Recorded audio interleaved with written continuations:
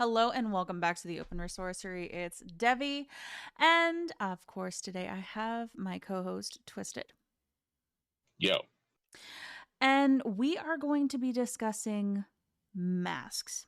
So, this is an interesting one because there's a couple of different routes that you can take it.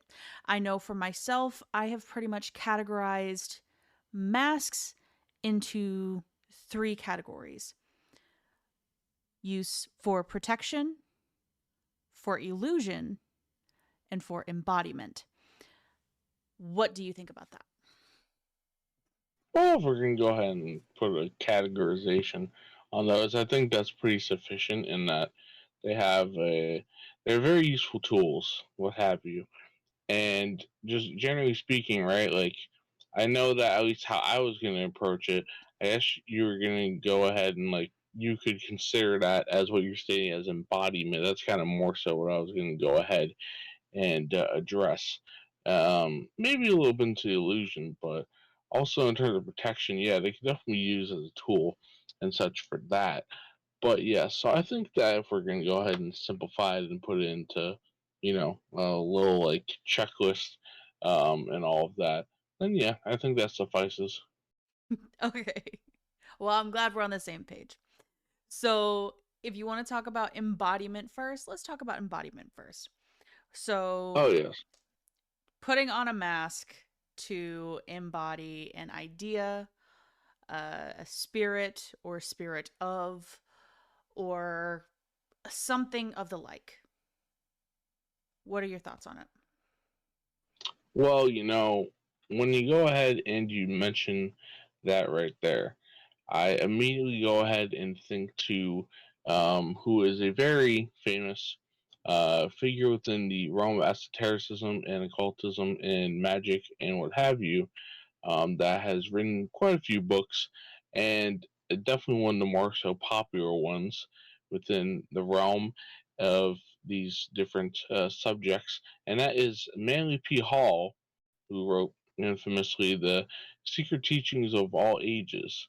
A known Freemason, and if you want to say the more so older Freemasonic popular figures, he's definitely more so the one who gets the positive sort of press. The positive sort of viewing, as opposed to say Albert Pike, who's kind of more so the negative figure in a sense of a duality. But I digress.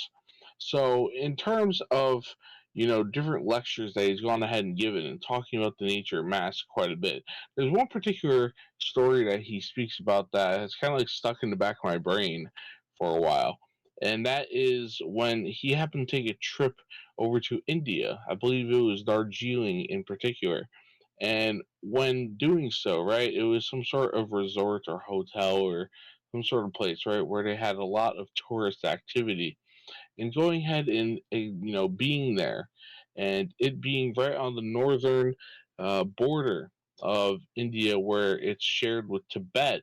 Apparently, that establishment happened to be like, what, we're going to go ahead and bring over some Tibetan dancers and locals to go ahead and liven up and have some festivities for those who are visiting. And in doing so, they happen to go ahead and have with them a young boy amongst all the other dancers.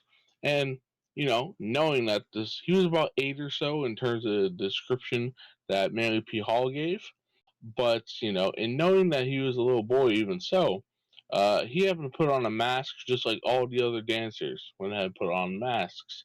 And his movements, he was going ahead and dancing more so erratically, more so in the nature of, just kind of like wild, in this, tribal, ceremonial, ritualistic dance that they're performing, right?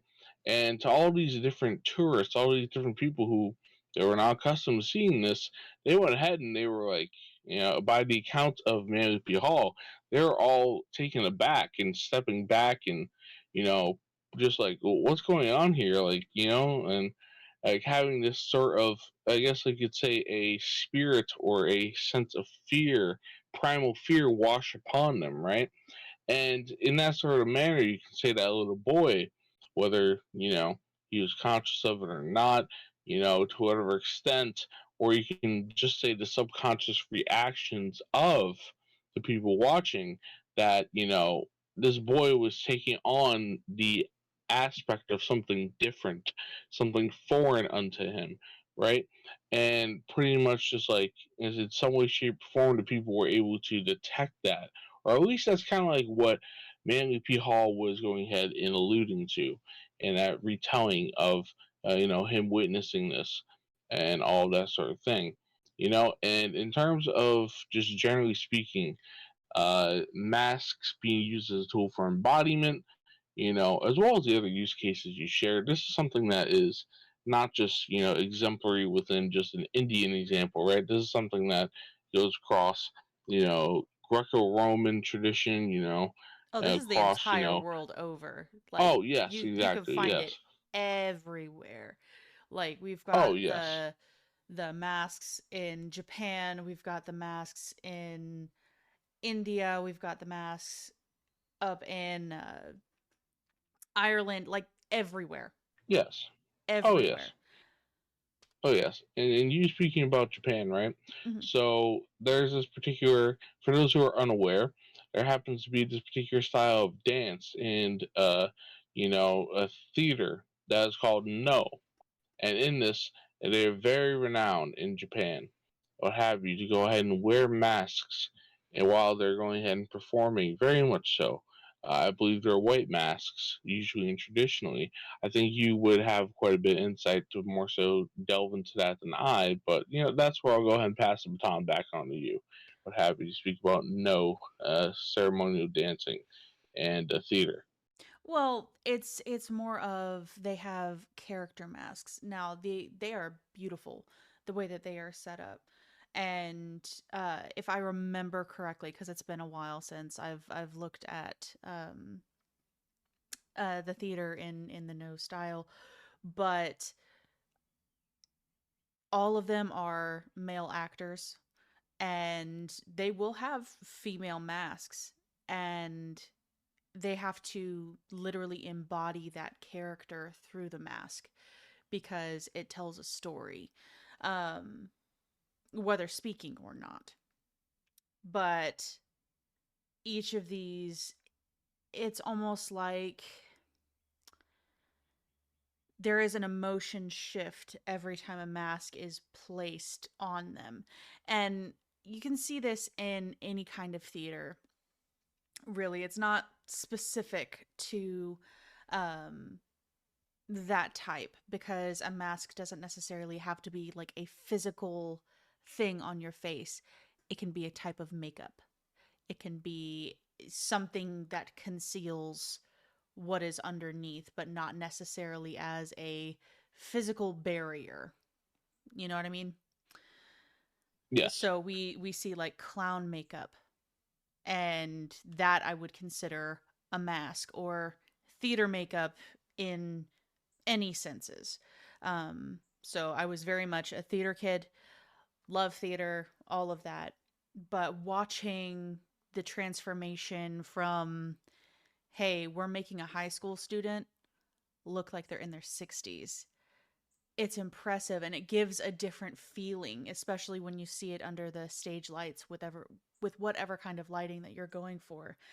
And that in itself, that transformation, gives the actor or whomever is underneath kind of a greater ability to tap in to the energy of the being they are trying to embody. oh yes. Well, it depends on whether they are consciously attempting to do so, right? Or if it's more so of a involuntary or unconscious sort of thing that they're doing, and all of that, getting into a groove, getting into a pocket, going with the flow, what have you, right? Mm-hmm. Um, I know that, pretty much, to put it in other terms, right? Wearing a mask can induce altered states of consciousness in a person. Once Yes. again, either by conscious attempt or by, just, oh, like you don't think about it, but it's something that comes about and you start exuding a little more so if you're getting into a persona. And with that, right, this particular film that is, pretty popular and has been out for a couple decades now at this point, that I think embodies this rather well is The Mask starring Jim Carrey, you know? Yes. So you just regular old Jim Carrey, the actor, and whatever his character's name is, I do not remember. But he's going about living his regular life, and then lo and behold, there comes a mask that belongs to a particular god. I do not necessarily remember which one it is in relation to the film. I think it might be Loki, but from the Norse pantheon, but I could be mistaken. I But don't in any think so. case, If I remember correctly, like it was supposed to be attributed to like South America, if I remember correctly, because I don't believe it was Loki. okay. But yes, it was definitely more so of a mischievous archetypal, like, god or spirit, what have you, right? So, just once again, normal person without the mask completely turns into just like this bonky off the wall sort of individual with, supernatural powers and abilities, what have you, putting it on, right?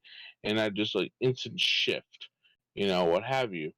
And, of course, watch film for yourself if you're curious as to that sort of example that we're going ahead and very crudely summarizing.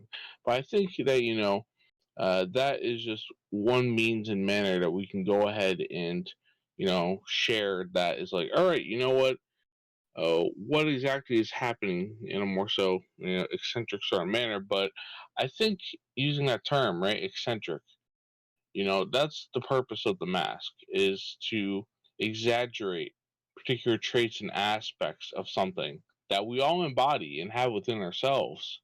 Whether you want to say it's an actual spirit or a being or, something that is somewhat external to us or, what have you. But we're going ahead and allowing for us to crank it up to 11 on a scale of 1 to 10 at times, and Absolutely. wearing a mask, what have you, or even potentially tampered down depending on another use case, what have you. But I've been speaking for a moment, and I'll go ahead and let you go ahead and step in. I do want to correct myself. You were absolutely correct. The Mask with Jim Carrey, it was Loki. Okay, I yeah. don't I don't know if there's some kind of a effect going on, but I don't remember that at all, and that was one of my favorite movies, so I'm having a bit of a moment. Um Weird. But Hey, it's been a while, right? I it's don't necessarily remember all details of the film it's been a necessarily while. either because it's been a while. But It's been a while, yeah, but that is a definite memory that I'm just like, wait, no, that's wrong. What is going on? Um, but we've been talking about embodiment, and of course, what are the use cases of this? We've talked about theater, we've talked about um, dance and things like that, and being able to crank the energy up to 11, as you've said. But using in ritual, what does that really mean in ritual? So, if you are with a group, and I've seen this several times, and honestly, I think it's such a beautiful practice because somebody is literally embodying the deity. Either a priest or a priestess is embodying the deity through the mask, right? And it's almost as if you are allowing them, not necessarily possession, but maybe like slipping on like a glove in a sense, and allowing them to partake of the ritual with you, allowing them to, oh gosh, be present, we be can just more go ahead and present say than, channeling. Yeah. yeah, channeling kind of, but it's kind of allowing the interaction into the physical world, because we know a lot of these things, they're not in the physical world in that sense. They are in places where bodies don't matter. Oh yes. But whenever you are allowing that embodiment in ritual, and of course, I'm going to say know what you are working with before you ever allow anything like this to happen. And you have to have such a good relationship and such a level of trust that it's second nature versus like nerve-wracking, I'm scared. Because if you're going into it with fear, that's never a good way to approach it. Yes. But ooh, this retrograde is getting me. Um Full context, as we're going ahead and recording this, it is presently the first Mercury retrograde of 2024. So yes. yes. But it is a way to better commune with that spirit that you choose, obviously. So I say in either individual or group setting, but I say more as a group setting, highly, highly recommend. Highly recommend. Because that is allowing for more interaction with the deity and more connection with the deity. Um, which I am honestly all for because we need to have that relationship between us and them to us. Oh yes. And I think we can go ahead and leave the embodiment sort of manner at that for right now. Agreed. And I guess you can say that you maybe in a sense of conversely of cranking up your aspects of yourself up to 11. You can go ahead and say that at this next use case is using aspects of yourself potentially, but it's not necessarily a hyper exaggeration in all circumstances, right? Mm-hmm. More so along the lines of maybe illusion, Mm-hmm. right? And potentially protection, but going ahead and utilizing masks in just interactions with people on a day-to-day basis, in the sense of that we are very multifaceted people, many faces that we in fact have, whether we recognize it or not, and how we behave and interact with different people. But truth be told, it's not necessarily like we don't always go ahead and have the same face on or have all of our faces able to interact, right? We go ahead and involuntarily a lot of times choose one and put on that mask. Say we're at work, right? And you're supposed to have, safe for work, a language and attire and behavior. That's going ahead and putting on a uniform potentially, or just a mask of how your personality is and all that sort of thing. And going ahead and interacting with others in, once again, a particular formal sort of way or professional, to use that particular term, sort of manner, right? Mm-hmm. Or, of course, obviously, when you're going ahead and involved with a romantic or sexual partner, you may go ahead and you may get a little more so ooey gooey or gushy or like, anything like that. Or if you're trying to go ahead and turn them on, be like, oh, yeah, baby, come over here. Let me give you some of that good stuff. Something like that, like it's something you would not necessarily go ahead and do unto another person outside of that sort of context. And that is you tapping into another face, another mask in which you're interacting with that person. Now, once again, it depends on the individual as to whether that's a genuine aspect of yourself or if it's illusory, that's ingenuine, and that's going ahead and more so trying to potentially deceive someone, whether you consciously recognize it or not, within Yes. whatever context their interaction may be, whether it's with friends, family, you know, authority figures that you should perceive them as authority figures on some level. People who you could say are children or those who are like below you and see as a role model or anything like that. The many different means in which you can use different aspects of yourself or try to act like a certain manner and be like, I'm going to try to act like this to mask, to hide my genuine self, as opposed to it being more so of a more prominent part of you. But yes, I will pass the ball back to you. Mm-hmm. So I know you had said that illusion possibly going into protection. Let's be honest. This categorization that I came up with is more of a Venn diagram. It's going to have overlapping places where it fits all three: embodiment, protection, and illusion. There's going to be places where it fits two out of the three. That's just how it works, because not everything is black and white or in a complete binary where it's just one or the other. It can be multiple different things. So, with illusion, think back to when we did. Oh my gosh, why can't I think of the word? Because I'm Yes. tired. Um, Okay, yes. oh gosh. Um, Magic to change atmosphere. I Okay, can't think yes. of the So this word. is back when you covered glamour magic Glamour, thank previously you. yourself. Thank Yes, you. which Yes. we can provide a link to in the description if for those who have not listened to it Yes. previously. And I would Yes. say glamour magic very much falls under using a mask for illusion, because, like I said, a mask doesn't necessarily have to be on your face. It can be how you behave, it can be the movements that you make, it can be the atmosphere that you create.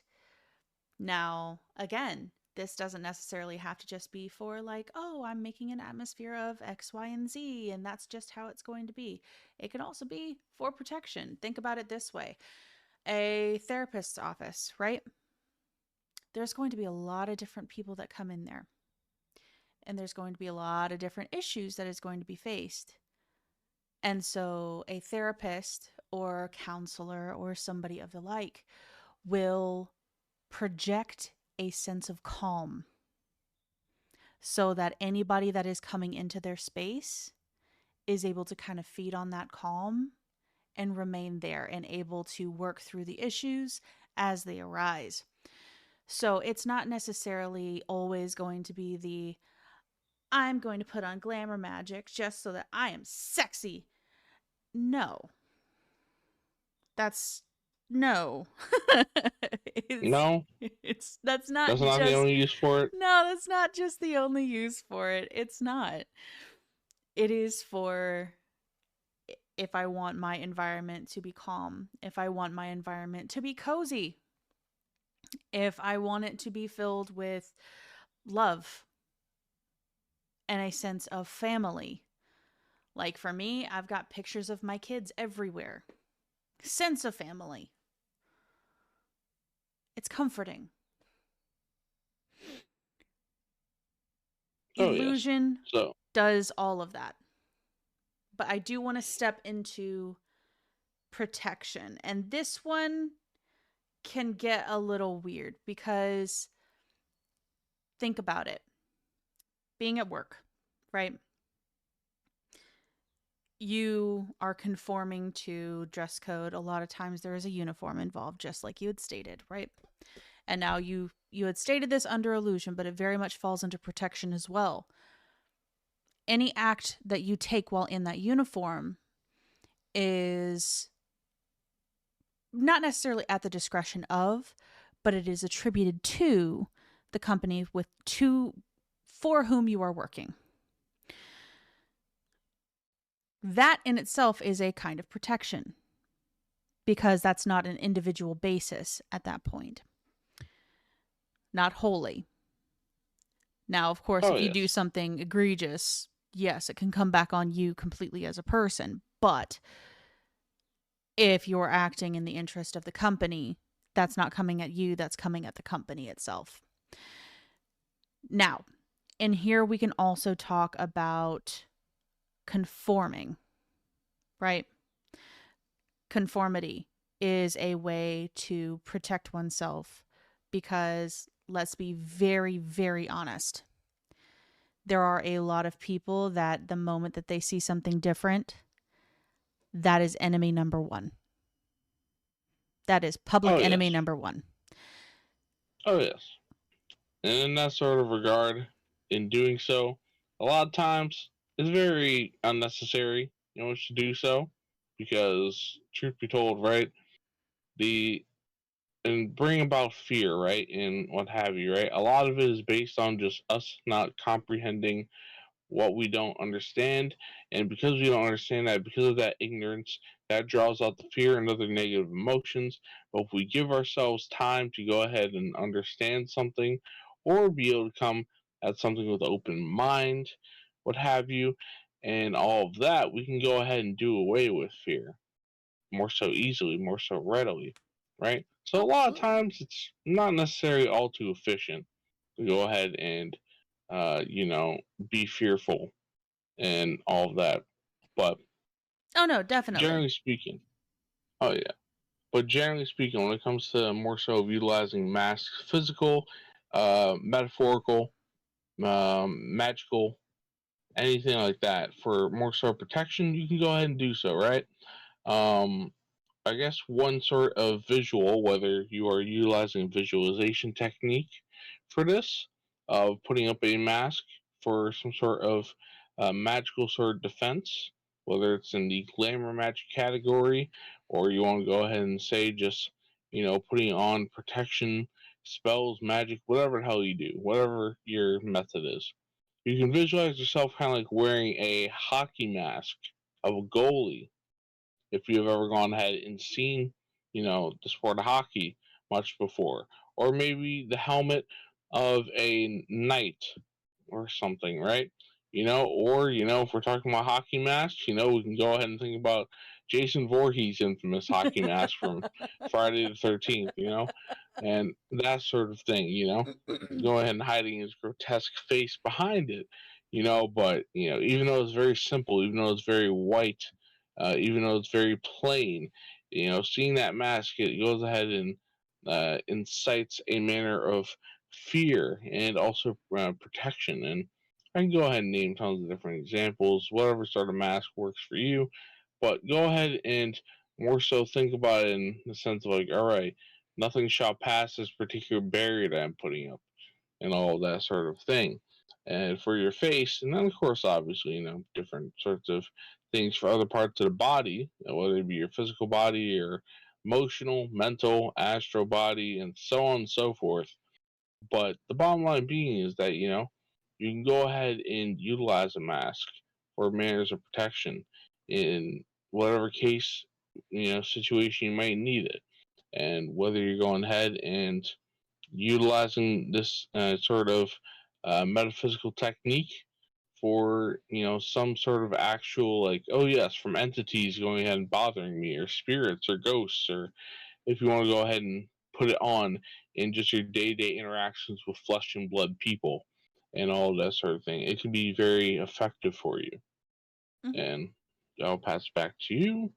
And I'm actually going to go on the flip side here because yes, you can imagine a mask of that is going to either incite authority or fear and embody that mentally, and that will be pushed out because as above so below, as within so without. But conversely, you can also put yourself under a blanket of invisibility in a sense, and this is very much going to be along that same lines and be unnoticed, not necessarily actually be invisible, as I've stated many times before when we're talking about invisibility. It is not, oh, I can see through you, my hands don't exist anymore, oh my god. It is more of a Less noticeable, less less noticeability. noticeable, less noticeability. They're not likely to look your way, or if they look your way, you're just another person on the street, not somebody to be singled out. Yeah, you're not standing out. Exactly. I use that one a lot, actually. Oh yes. It's not like Harry Potter, folks, as many people hope and wish that when they get into magic after going ahead and reading the books or seeing the films or whatever, that it is, you know, or Hollywood media and other depictions of magic go ahead and present it as like, oh, there's gonna be these outward physical effects and all that sort of thing. No, it's more so mental. It's more so in a less tangible manner. It's not necessarily seeing with your physical eyes, it's seeing with your mind's eye, your third eye, your imagination, what have you. And that it is in fact occurring, and that there is, that interpretation going on if you trust and believe in what it is that is going on. But it's taking it less literally, but I think we've gone ahead and harped on that particular point several times and other topics as well. And Yes. we'll probably do so more in the coming future, I mean, near and distant. yes. I mean, always. Let's be real. Yes. There are a few different magical concepts that are universally true. And the ones that are universally true are going to apply to a lot of different things. And so it's going to be brought up many, many times. And honestly, making those connections is incredibly important because once you see that everything is a spider web of connectivity, it makes things flow a lot easier.